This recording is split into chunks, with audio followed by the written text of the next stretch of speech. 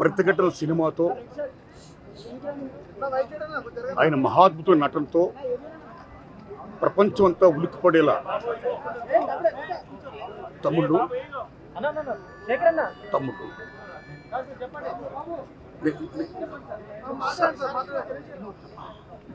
ఆయన కోసం చూస్తున్నారు తమ్ముళ్ళు, ఆయన కోసం చూడండి, తీసేసేయండి, ఆయన తీసేసేయండి.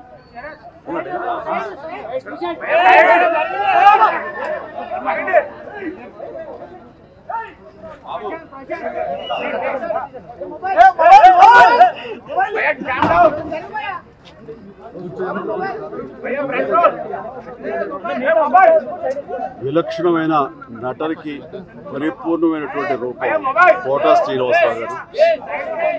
మహానటుడు, లెజెండరీ క్యారెక్టర్ యాక్టర్. మా ఇద్దరి నట ప్రస్థానం కూడా ఒకే సినిమాతో ప్రారంభమైంది. అది ప్రాణం ఖరీదు. అఫ్కోర్స్ ఇక్కడే నారాయణమూర్తి ఉన్నాడు. నారాయణమూర్తి కూడా ఆ సినిమాతో ప్రారంభమైంది అనుకోవచ్చు.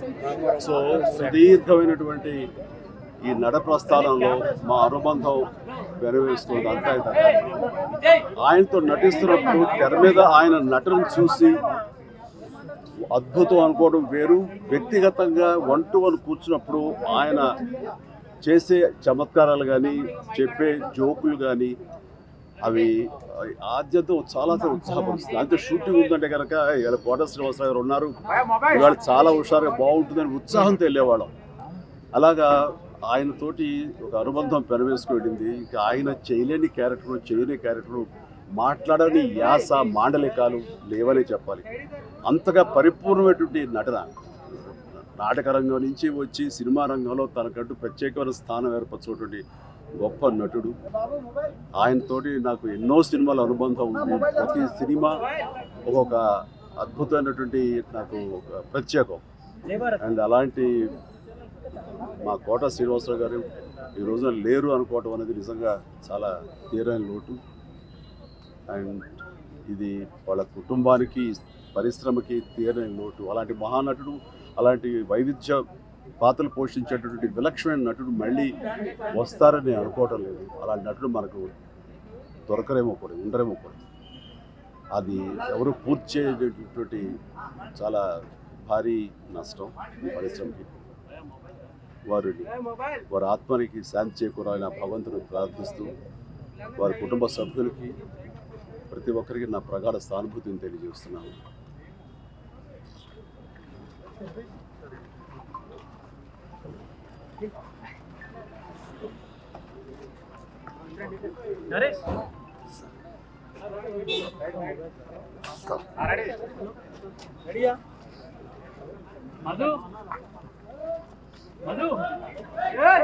ప్రతిఘటన సినిమాతో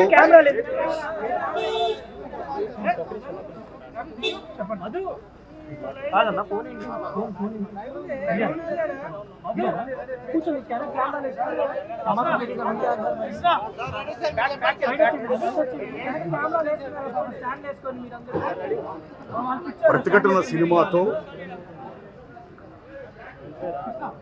అందులో ఆయన యొక్క మహాద్భుత నటనతో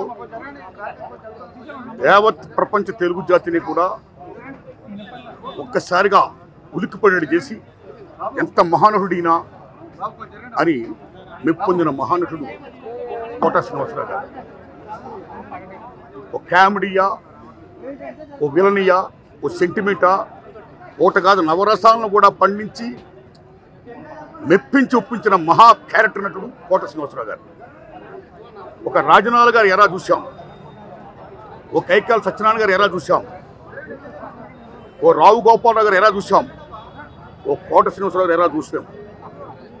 మొన్నటి దాకా రీసెంట్గా ఆయన శకం ముగిసింది.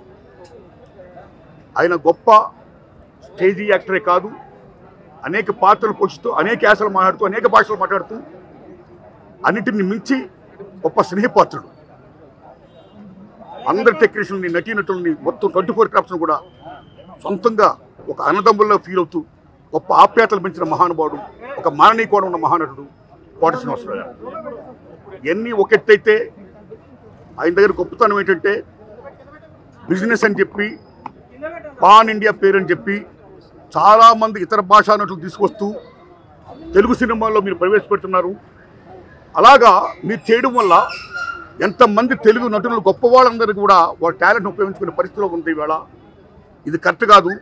తెలుగు నటుల యొక్క నటీనటుల యొక్క టాలెంట్ మీరు ఉపయోగించుకోవాలి అని ప్రశ్నించినటువంటి స్వరాష్ట్రాభిమాని, 2 రాష్ట్రాల అభిమాని, తెలుగు భాషాభిమాని కోట శ్రీనివాసరావు గారు. అన్నింటిని మించి వీటితో పాటు ఆయన రాజకీయంగా కూడా అమోఘంగా రాణించాడు. ఆయన విజయవాడ తూర్పు నియోజకవర్గంలో బీజేపీ ఎమ్మెల్యేగా గెలిచారు. అక్కడ ఆయన ముద్ర వేశారు. ఆయన కమిట్మెంట్కి రాజకీయ పరంగాన, సామాజిక పరంగాన, కళారంగంగాన, ఏ రంగంగానైనా సరే ఆయన కమిట్మెంట్కి హ్యాట్సప్ చెప్తూ ఆయన లేని లోటు తెలుగు సినిమా పరిశ్రమకి పోర్చలేనిది. మహాకవి ఆత్రేయ గారు చెప్పినట్టు పోయినోళ్ళందరూ మంచోళ్ళు, ఉన్నోళ్ళు పోయినోళ్ళ తీపూర్తులుగా, ఆయన తీపూర్తులుగా మనందరం ఉంటూ ఆయన ఆశించిన గొప్ప తెలుగు పరిశ్రమ అభివృద్ధి యొక్క ఆ దశకి, ఆ ఉచ్చ దశకి చేరుకోవాలని పయనించాలని కోరుకుంటూ God bless his soul, God bless us.